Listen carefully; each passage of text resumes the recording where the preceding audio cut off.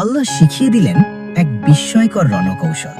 যখন আপনি তাদের মধ্যে থাকবেন, তখন তাদের একদল আপনার সাথে নামাজে দাঁড়াবে এবং নিজেদের অস্ত্র সাথে রাখবে। সূরা নিসা 102। সুবহানাল্লাহ। দৃশ্যটি কল্পনা করুন, মৃত্যুর মুখোমুখি দাঁড়িয়েও নামাজ বাদ দেওয়া হচ্ছে না, তলোয়ার হাতে। একদিন হযরত আব্দুর রহমান ইবনে আউফ রাদিয়াল্লাহু সাহাবীদের দাওয়াত খাওয়ালেন এবং শরাব পান করালেন। উপস্থিত সাহাবীদের মধ্যে কেউ কেউ মদ্যপ হয়ে পড়লেন। ঠিক সেই মুহূর্তে মাগরিবের নামাজের আজান হলো। সাহাবীরা জামাতে নামাজের জন্য দাঁড়িয়েছেন। একজন সাহাবী ইমামতি করতে সামনে গেলেন। ইমাম সাহেব সূরা কাফিরুন তিলাওয়াত শুরু করলেন, কিন্তু নেশার ঘোরে তার জিহ্বা জড়িয়ে যাচ্ছিল। তিনি ভুলে তিলাওয়াত করলেন, হে কাফেররা, আমি ইবাদত করি যার ইবাদত তোমরা করো। নাউজুবিল্লাহ। পেছনের সাহাবীরা অস্বস্তি বোধ করছেন। অর্থের সম্পূর্ণ বিপরীত হয়ে গেল। যেখানে বলার কথা ছিল আমি তার ইবাদত করি না যার ইবাদত তোমরা করো, সেখানে বলা হলো আমি তার ইবাদত করি। নেশার ঘোরে ইমাম সাহেব এমন আয়াত পড়লেন যা শিরকের শামিল হয়ে গেল।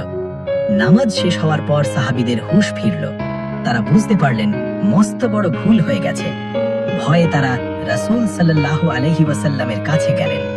আল্লাহ রাব্বুল আলামিন তখনও মদ পুরোপুরি হারাম করলেন না, কিন্তু নামাজের পবিত্রতা রক্ষার জন্য কঠোর নির্দেশ দিলেন।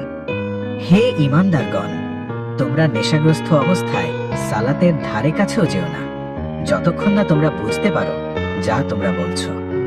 সূরা নিসা 43। এটি ছিল মদ নিষিদ্ধকরণের দ্বিতীয় ধাপ। আল্লাহ বুঝিয়ে দিলেন সালাত হলো রবের সাথে বান্দার কথোপকথন, সেখানে মস্তিষ্ক বিকৃত রেখে দাঁড়ানো বেয়াদবি। এই আয়াত নাজিল হওয়ার পর সাহাবীরা নামাজের সময় হওয়ার অনেক আগেই মদ পান করা ছেড়ে দিতেন, যাতে নামাজের সময় তারা পূর্ণ সজ্ঞানে আল্লাহর সামনে দাঁড়াতে পারেন। এভাবেই সূরা নিসা মদিনার সমাজকে ধাপে ধাপে পবিত্র করতে শুরু করল। তবে মদিনার বিপদ শুধু মদ বা চুরির মধ্যে সীমাবদ্ধ ছিল না। মদিনার মাটিতে এমন একদল মানুষ হাঁটত যারা আমাদের সাথে নামাজ পড়ত, আমাদের সাথে হাসত, কিন্তু তলে তলে তারা আমাদের পিঠে ছুরি মারার পরিকল্পনা করত। পরবর্তী অংশে আমরা দেখব কিভাবে সূরা নিসা এই মুনাফিকদের মুখোশ টেনে ছিঁড়ে ফেলল, এবং আমরা জানব যুদ্ধের ময়দানে যখন তলোয়ার চলছে তখন কিভাবে সেজদা দিতে হয়। সালাতুল খাউফ বা ভয়ের নামাজের সেই রোমহর্ষক দৃশ্য।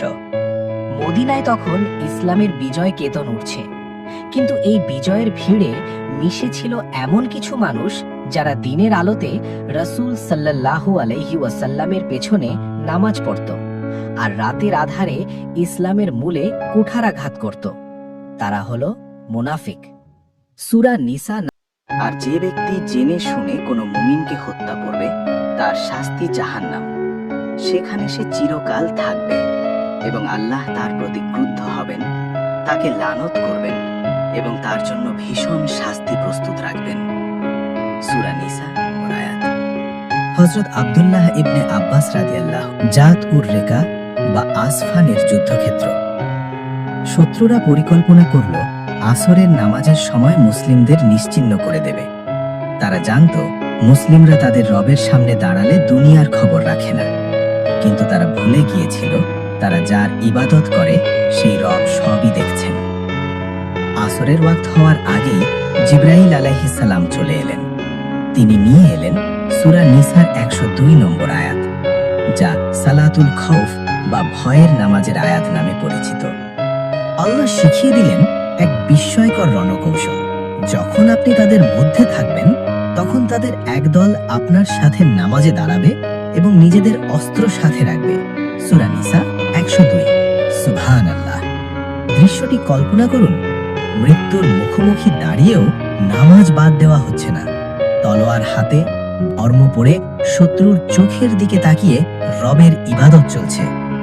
সূরা নিসা আমাদের শিখিয়ে দিল পরিস্থিতি যত ভয়াবহ হোক, যুদ্ধক্ষেত্র হোক বা আইসিইউ, যতক্ষণ শ্বাস আছে ততক্ষণ নামাজ মাফ নেই। নামাজই মুমিনের সবচেয়ে বড় অস্ত্র। দর্শক মণ্ডলী, এতক্ষণ আমরা ভ্রমণ করলাম সূরা নিসার অলৌকিক জগতে।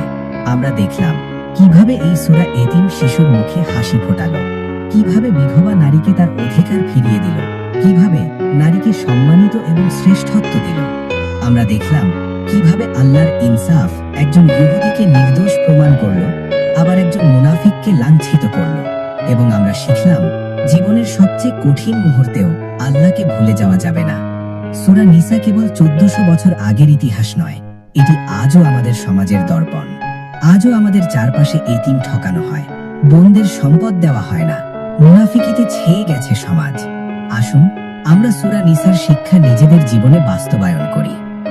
আমাদের এই ক্ষুদ্র প্রচেষ্টা যদি আপনাদের ভালো লেগে থাকে, তবে ভিডিওটি শেয়ার করে দ্বীনের প্রচারে অংশ নিন। হয়তো আপনার শেয়ারের কারণে